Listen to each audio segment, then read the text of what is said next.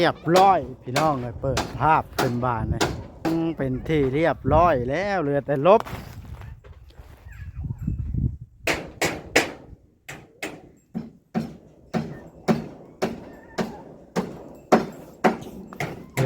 มันบ้านเลย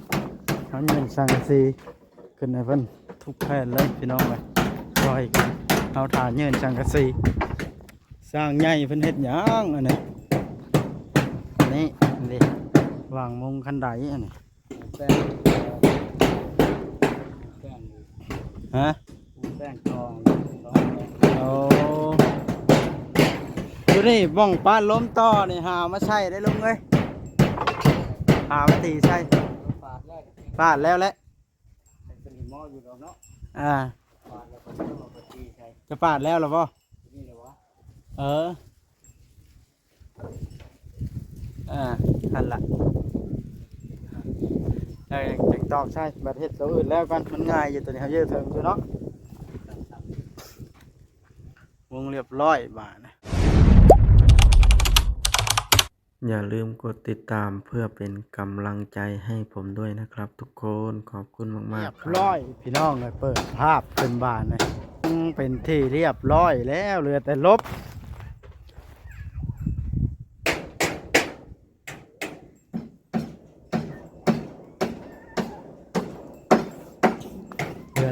มันบ้านเลยเขาเงินสังกะสีขึ้นในเพิ่นทุกแผ่นเลยพี่น้องเลยร้อยกันเอาถ่านเงินสังกะสีสร้างใหญ่เพิ่นเฮ็ดหยังอันนี้นี่วางมุงคันไดอันนี้แป้งฮะแป้งทองโอ้ดูนี่บ้องป้านล้มต่อนี่หามาใช่ได้ลุงเอ้ยหามาตีใช่ปาดแล้วแหละเป็นหิมะอยู่ดอกเนาะปาดแล้วก็ต้องมาตีใช่จะปาดแล้วหรอป่นี่เลยวะทันละจังตอกใช่บัดเฮ็ดตัวอื่นแล้วกันมันง่ายอยู่ตัวนี้เขาเยอะเถิงอยู่เนาะวงเรียบร้อยบาทนะเหลือแต่ลบ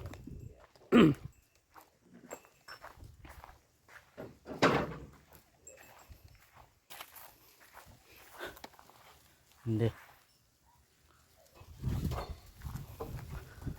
มือหนามันก็บ่ฮ้อนแล้วบาดนี่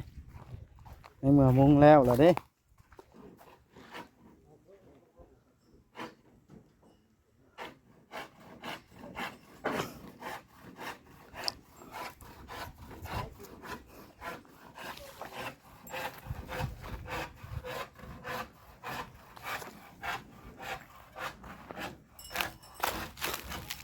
เอาFCว่าให้ถ่ายมุมกว้างให้เบิ่งหน่อยเด้อเพิ่นว่า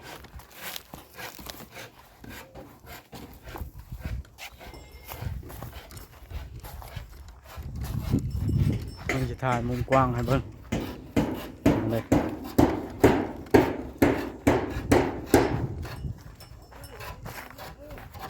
ฮะ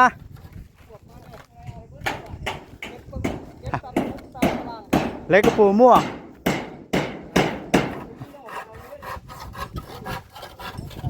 มันบริมีขายได้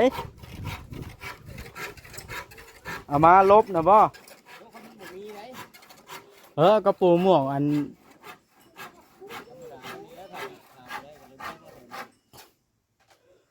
เมื่อจะโทรหาบ่าวลีก่อน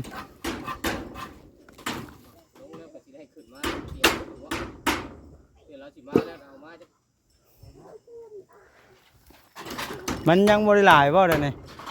ยังบริหลายบ่ยังโทษตลกเหมือนได้นั่นแหละบ้านนั่นเล็กกระปูนะกับเป็นหาเก็บอยู่ตารางก็จะได้ชิปดอก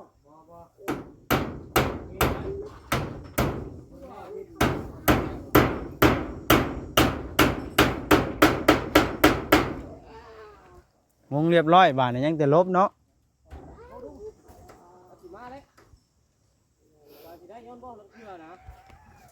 โทรเบิ่งหมอบ่เอาพี่น้องเลยบ้านเลยเบาลิเพิ่นบ่ได้เข้ามาตอนแรงโทรหาก็ได้เพิ่นนั้นสิได้ออกไปหาซื้อเบิ่งก่อนฮะ ลงมาเช้าเมื่อยก่อนสิแล่นออกไปเบิ่งก่อนคันมีจังสินะฮะ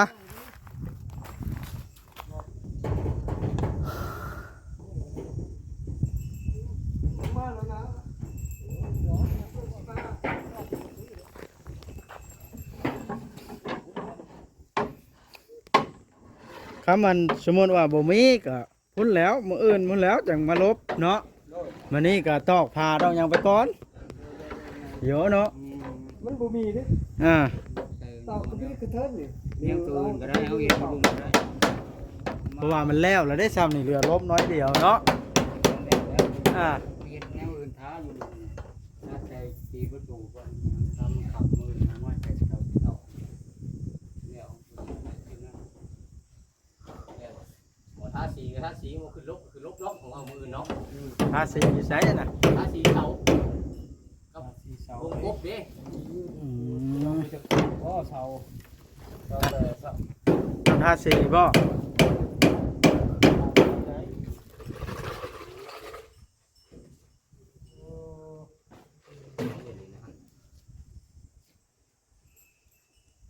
นี่เอาน้ำมันเลยทุกฮะ ยังบ่มีเนาะมันห่างหลายคนต่างบ่มี พี่น้องคุณ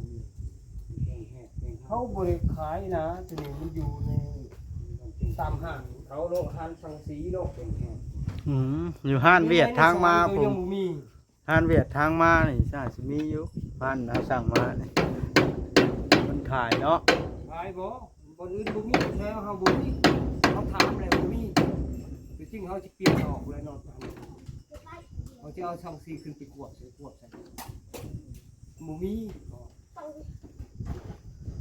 บนโรงงานมันเด้อเขาว่าพวกเขาสีของแก้นักของก็แก้ มันบ่มีก็ลงมาเฮ็ดตัวนี้แล้วก่อนเนาะเฮ็ดน้ำแผ่นน้ำผาก่อนเฮ็ดได้จ้ะ ตั้งในไซตั้งออกได้เด้ ฮะ มันจะไม่เห็นทางขึ้นเลย อะไร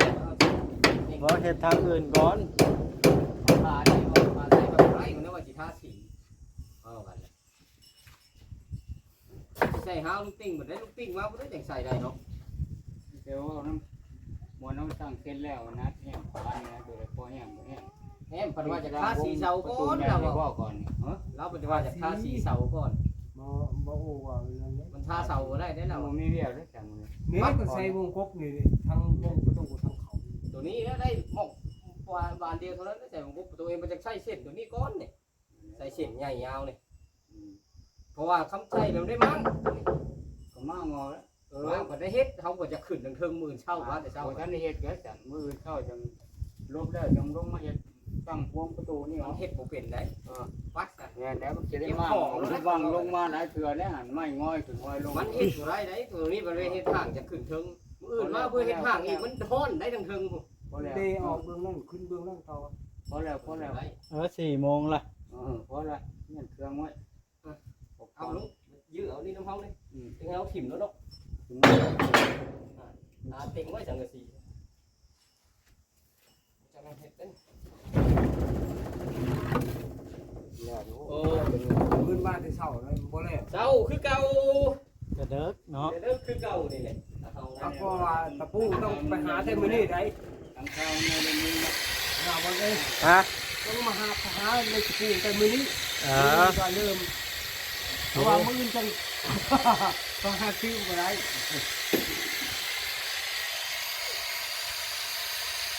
ตัดข้างในออกตัดข้างในก็หานอกนะ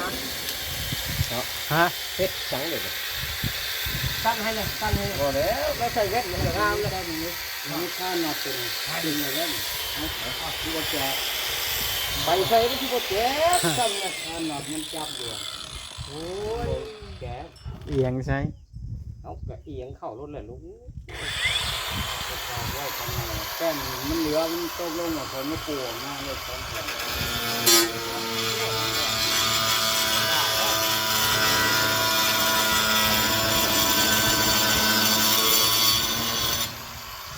ได้เลย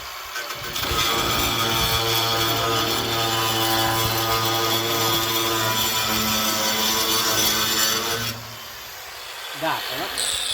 ดาดสังกะสีกินแวกรถ เอื้อบ่ไว้เอางั้นเต็มไว้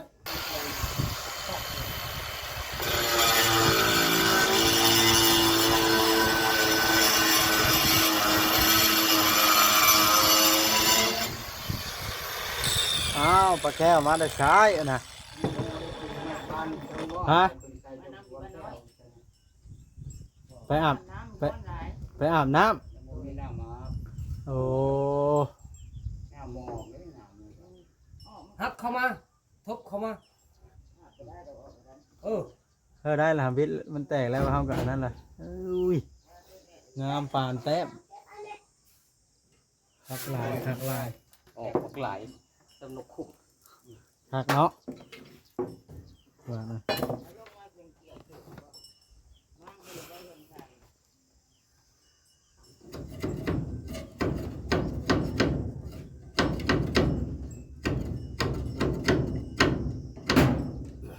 พักผ่อนว่าวันในเมื่อยแห้งแล้วบนมือแล้วเนาะ เบิดตะปูเบิดเลยพักผ่อนหยังตะปูเบิด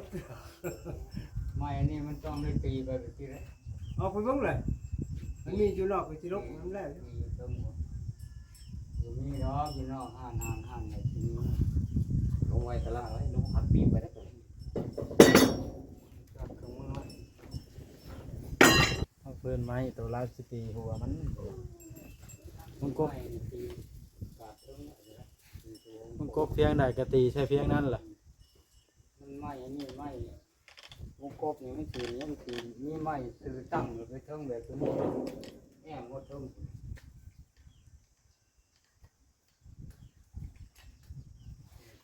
ตู้จะไม่ตี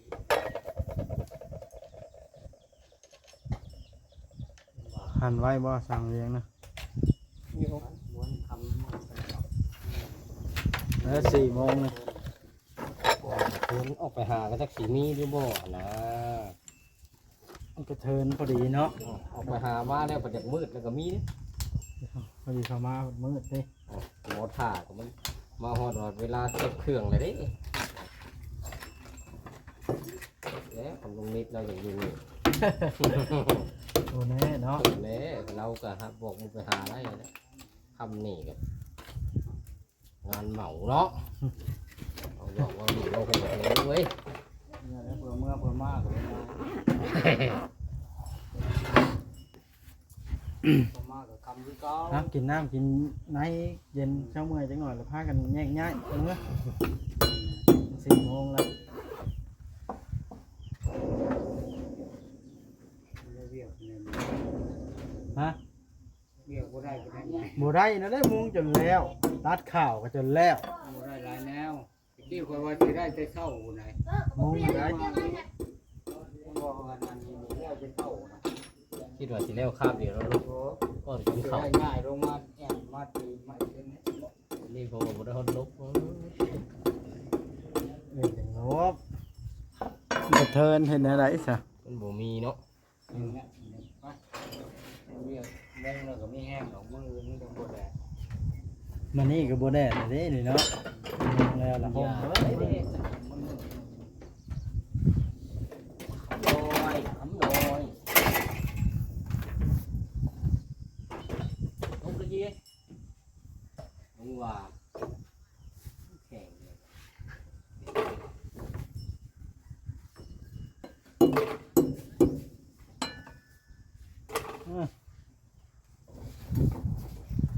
เอาบด พี่ชายน้องใจมาอีกแล้วพี่น้องเอ้ย ถือผ้ามาพ่อม แม่นความมาแก้วมันอยากเข้ามันต้องย่างมาแล้วว่าแม่นความลาวเอ้ยเลย เช้านี้ก็กินแล้วมั้งเช้านี้ เช้ากินน้ำโตบ่ นี่เอาไปกินหรอ โอ้ยให้กินอยู่ โอ้ย่างมาแล้วพี่น้องเอ้ยเอาสิบ่ทายเอาน้ำบาดนี่พวกมันยังเมียงมาอยู่ห่มตะกบมานางพอเนาะช่างเวียงเอาสิลีกเลี้ยงหมดเมียงกับเพิ่น บอกอุลิว่าพนันกันได้เช้า เป็นหยัง เห็นนกเราว่ามื้อนี้มาฮอดเจ้าของมาฮอดเห็นไปแพ้มาแล้ว มาญาติกินทอดไข่หมดทิ้งกินทอดไข่โตหมดทิ้งฮะ แรกได้ขันมา แบ่งกันกินมีหยังก็ได้มันบ่จักแนวเฮ็ดเลยดิ ให้เจ้าหน้าเฮ็ด ให้ขวาดจะเลยเรามาป้นกินขโมยยะ เพราะว่าดอก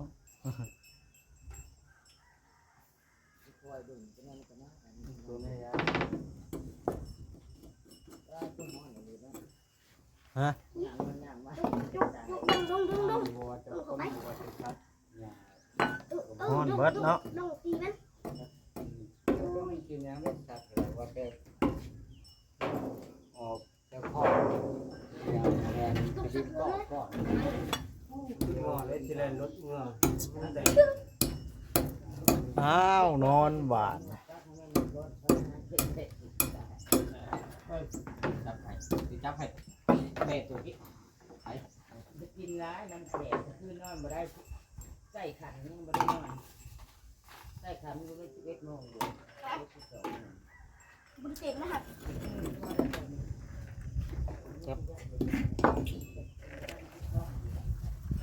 นั่งเขาเมื่อยไปหน่อยจะออกรถ ห่อนเนาะ เมื่อย จะมีบ่ อ่อนมันนี่โอ้โหตัวนี้เลย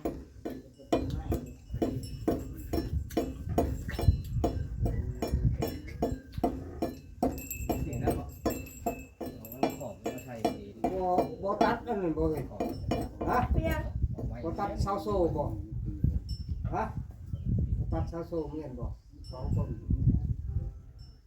ตักชาโซ่ก็ได้ เชาบ่ค่อยอยู่ดีเชานั่นอยู่บ่ได้ และเอ๊ นี่ ะ เด้ มีลูกจริงไหมอ่อนมานี่ บ่มีเสาเลย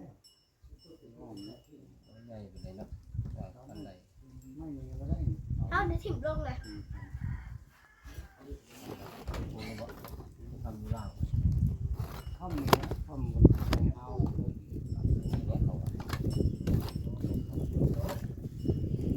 ลมพิวๆเย็นเนาะ ข้ามตัว แต่แอมพาบ่เฮิงดอกเนาะบ้านนี่แล้วก่อนเนาะสงกรานต์นะยัง10 ปลายมื้อนะ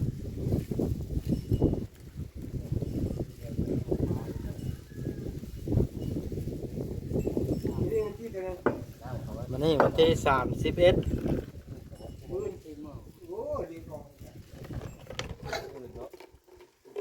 ผมบอกเลขแล้วผมบันทึกครับ มาเอิ้นทั้งไทยทั้งลาว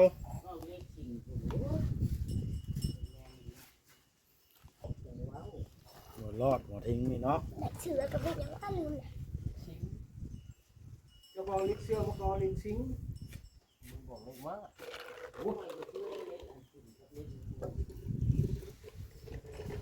ไม่แทงเขาด้วยเอานี้เหยียบดิกระปูอย่างง่ายดิ ใส่แล้ว เท่าๆเลย นี่ฉันโอย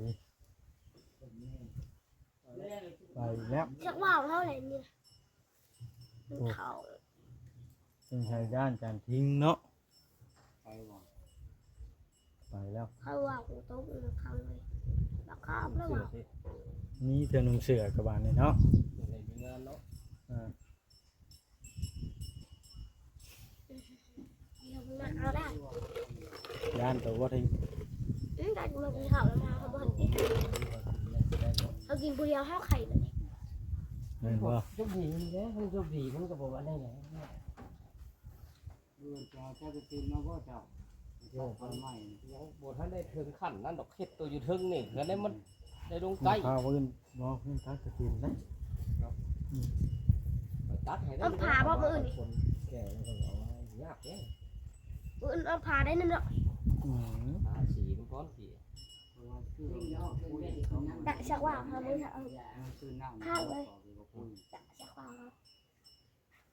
เขาแล่นข้างเลยพูดถึงครับ เนาะมี มี น้ำ น้ำเขาซื้อนี่เขาแกมาอันนี้ หัวเบาดิเดี๋ยวหลักของเรา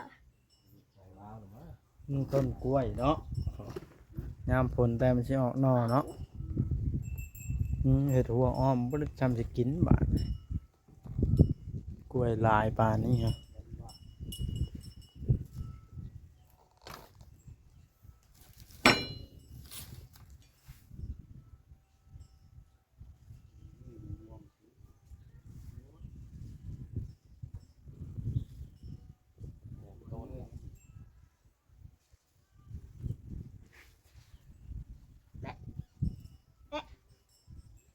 เขาตัดกันก็เข้าหมดเลยอันนี้เนาะ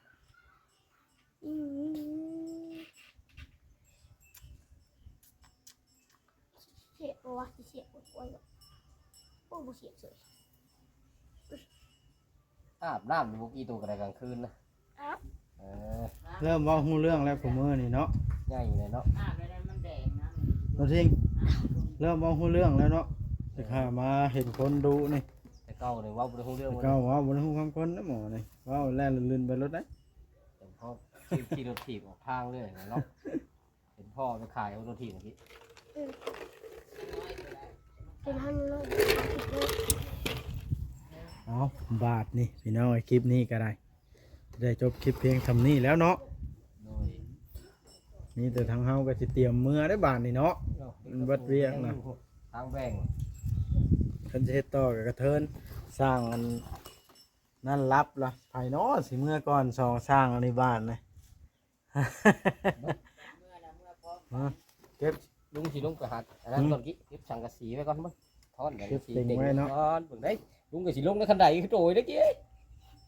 ไว้จ้อนตั้งทีอันนั้นเต็มไว้ลบมาไว้เพิ่งได้หรือว่าไม่เต็มไว้ เร็วเต้เลย เต็งไว้ก็ได้เอาไม้หลายๆใช่ลมใส่สีแห้งแท้เนาะ